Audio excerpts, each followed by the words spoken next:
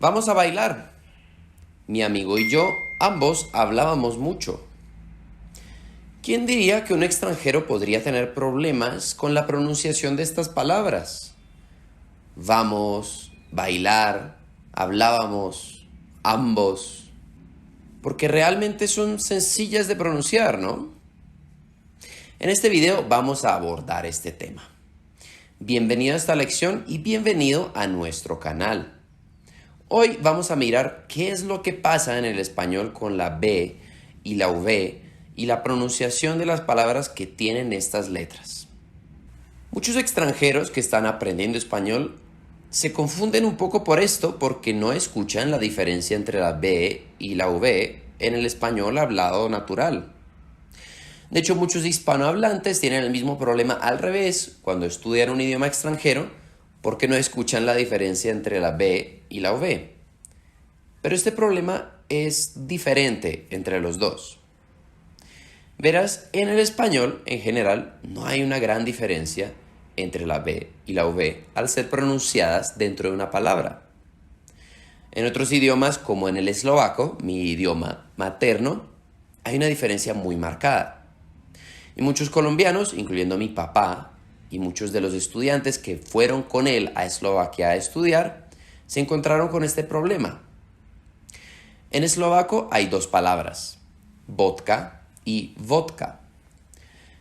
Estas dos palabras famosamente se escuchan exactamente igual para los hispanohablantes que están estudiando eslovaco. Pero hay una diferencia y en eslovaco es muy importante. Mira mis labios si necesitas. Vodka y vodka. Vodka es punto. Vodka es vodka, del alcohol. Y de verdad, aunque los hispanohablantes no sean capaces de diferenciarlas, los eslovacos pueden diferenciarlas fácilmente y con los ojos cerrados, sin mirar los labios. Es en serio, si eres hispanohablante. En muchos otros idiomas también existe esta diferencia entre B y V. Veamos cuál es. El sonido B es bilabial. En pocas palabras, los dos labios se juntan al decirla. B, B. El sonido V es labiodental. V, V.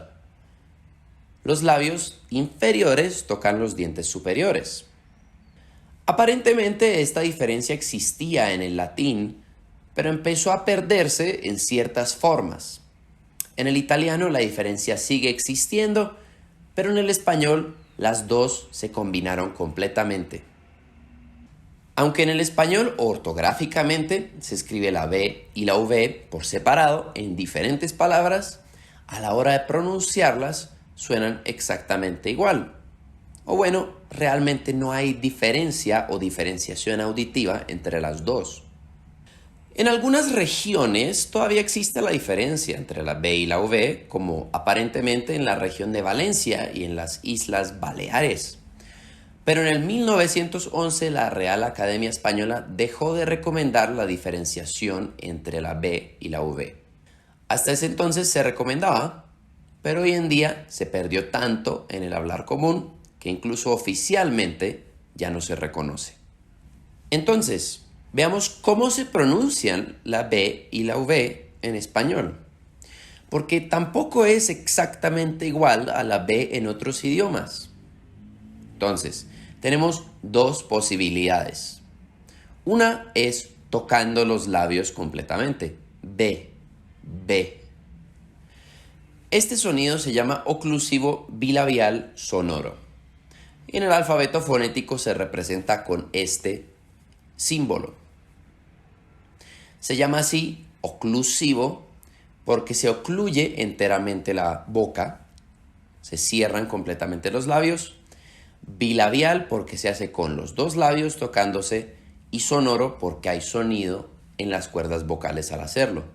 B, B.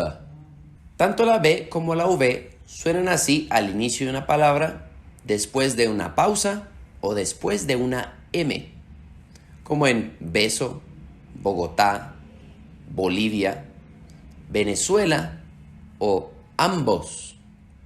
La segunda opción y el segundo sonido que producen la B y la V, y honestamente el más común en la mayoría de acentos, es lo que se llama un aproximante bilabial.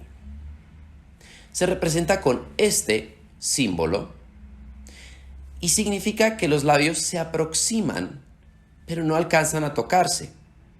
Más o menos así. V, V, V.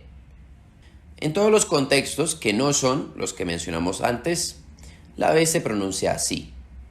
Una vaca, hablar, La Habana, labios. Esta pronunciación es oficial y correcta, y en algunos acentos es casi el 90% de los sonidos de la B y la V.